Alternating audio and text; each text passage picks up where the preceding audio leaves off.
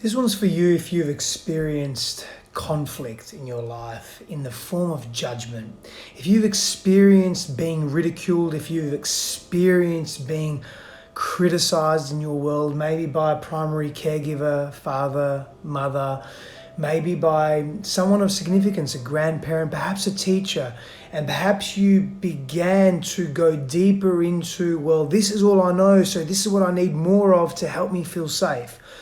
Because the parts of us that identify with the world, the parts of us that understand ourselves through our environment, seek familiarity. We seek to be in known circumstances. It helps us understand ourselves at greater depth, but it keeps us safe. It keeps us safe because we are immersed in the familiar. I was working with a client this morning and she'd experienced a great deal of judgment in her life.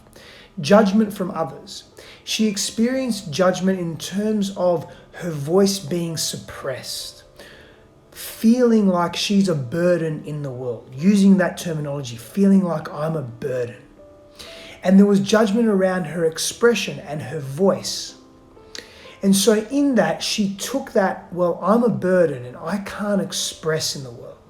And when I do express, I'm being a burden to others. I'm disturbing or disrupting someone else's peace, someone else's well-being.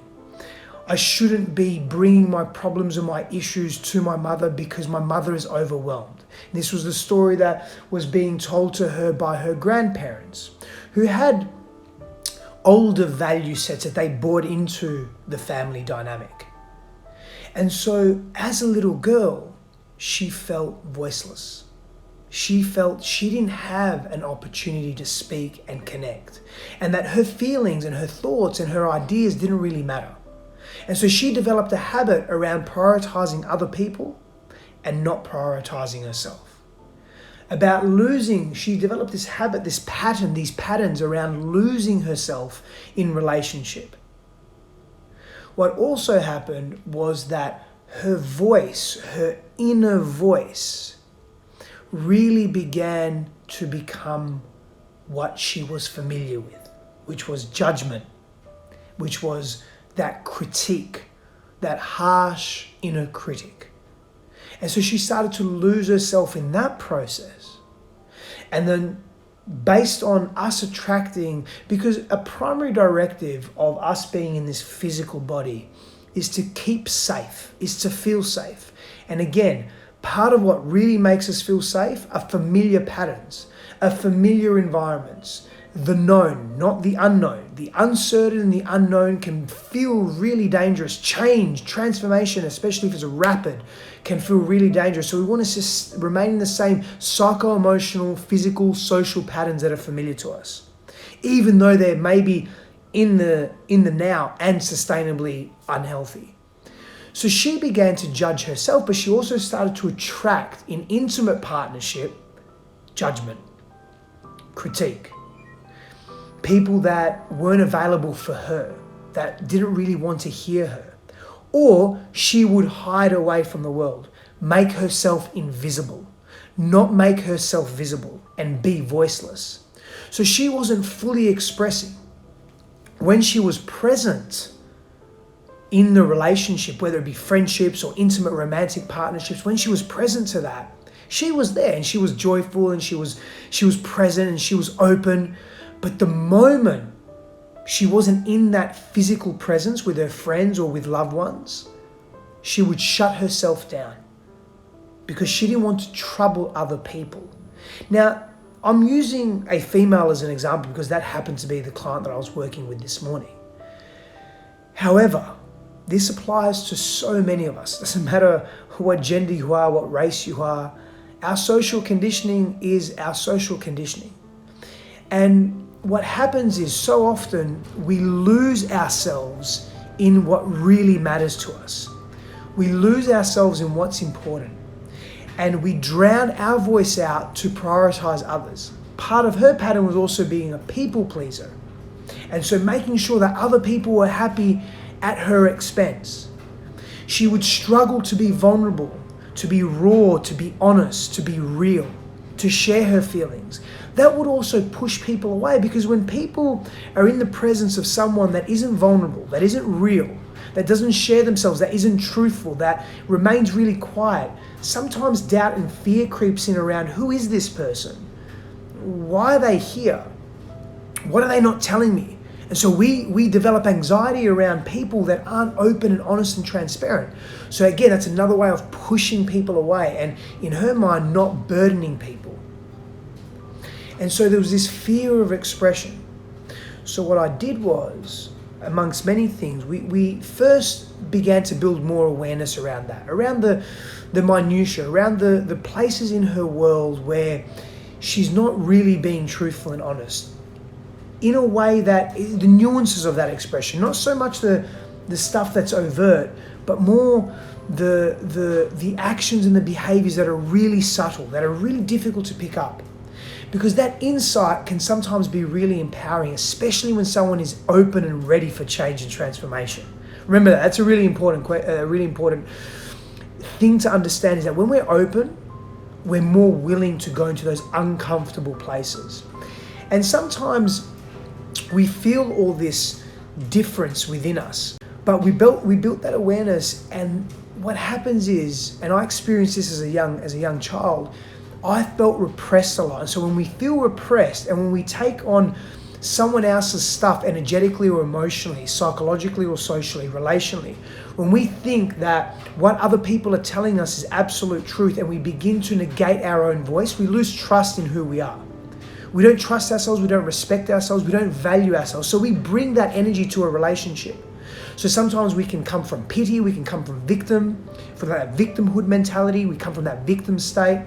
Sometimes we don't give enough of ourselves, and so we hold back. So we think we're not worthy enough, we're not enough, we're not good enough, we're not smart enough, we don't have enough to contribute, and we bring that to relationships. Sometimes that can come across as neediness, sometimes it can come across as not believing in ourselves. And so the issue with that is that people see that, and that almost repels us, because we're witnessing people not being confident. We're witnessing people not being certain in themselves, and that's not attractive. And so the subtleties of all this, the attraction dynamics of all this, is that we're pushing people away. But what happens most importantly is that we repress our feelings and emotions, and we repress our pain, and we repress what we're truly feeling. And that needs an outlet. Now, some people will go to alcohol, some people will go to eating excessively, some people will go to pornography, to short-term gratification, to distractions, working excessively, exercising excessively, binge watching television. There's so many different avenues that we'll take, and that's really dependent on your personality and what your values are and belief systems and so many other factors. And we will seek pleasure and joy if we are not getting it in our intimate environment with ourselves, in our own minds and hearts and bodies, and in our environment with the people that we love the most, that we care for the most, and that are meant to care for us the most. But what will happen is that we will want to seek that. And so we'll distract ourselves from the pain that we're feeling of not expressing ourselves, of not being present to the feelings that want to come out. Sometimes it's anger, frustration, sometimes it's sadness and tears. It depends. Sometimes it's all of that. Usually there are layers, and the layers go up and down, and undulate. And so we went then through a release, an anger burn, an anger release, and a tension release. Somatic tension release, utilizing the physical body, utilizing the emotional self, breath, sound, and movement. And we did all this on the phone. And there was immense relief and release that came from that process. And freedom. Now, that's just the beginning stages. That's not everything. It doesn't always, you can't just do something once and then be expected to be healed or fixed. Firstly, you're not broken, so it's not about fixing. But understand that there is so much to this. And so part of that psychosomatic, psycho-emotional release is very important. And so if you're feeling judged, maybe go into the inner critic first. Go into that place of self that's really judging yourself harshly. Go there first. And can you shift the way you see yourself and speak to yourself? Can you notice maybe the absolute language that you're using, such as I always mess up, or I should have done this, or I shouldn't be doing that? Can you go into those places? And then begin to change the language of how you see yourself. Can you begin to nurture yourself with greater depth and with greater presence? And begin to shift the language that you use with respect to how you see yourself and how you allow others to see you. And can you practice vulnerability in a safe environment with safe people, people that you trust, respect, and revere, with yourself first and then with others, to help you practice being expressive and not feeling or receiving judgment? Let me answer a question. How do you shift from unconsciously training others to value themselves over you? How do you reverse that? That's a great question. So part of that is really learning to speak your truth. And I think I just answered that a moment ago, is really learning to speak your truth in an environment that's safe. Maybe even having a really close friend, best friend, really close friend or relative. Maybe it's professional help, it's a counselor, or a psychologist or a shaman, someone that's not going to judge you, where you're in a safe place. And you begin to reveal aspects of yourself that have been repressed for a long time.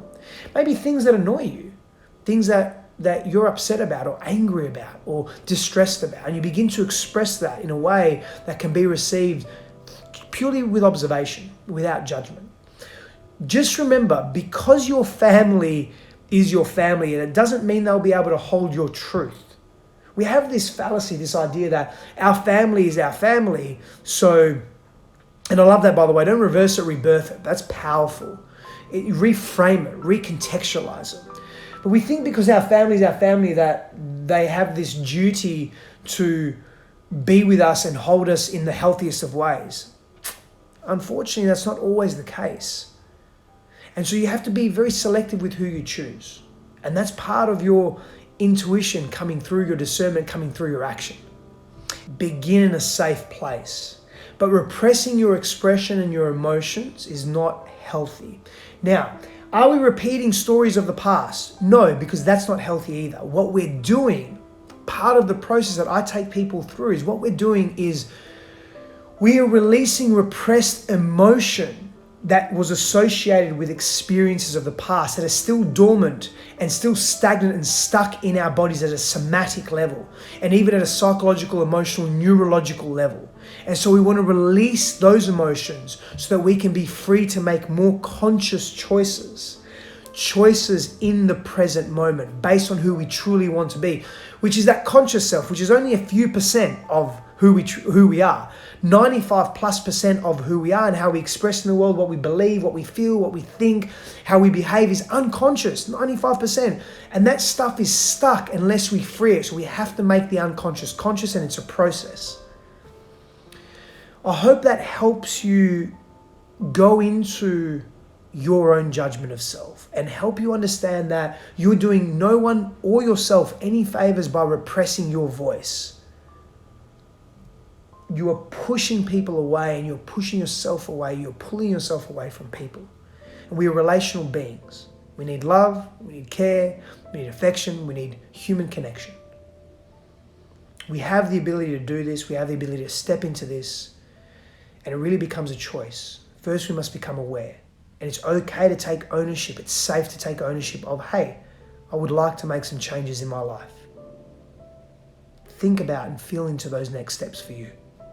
Power blessings on your journey. I'll see you again soon.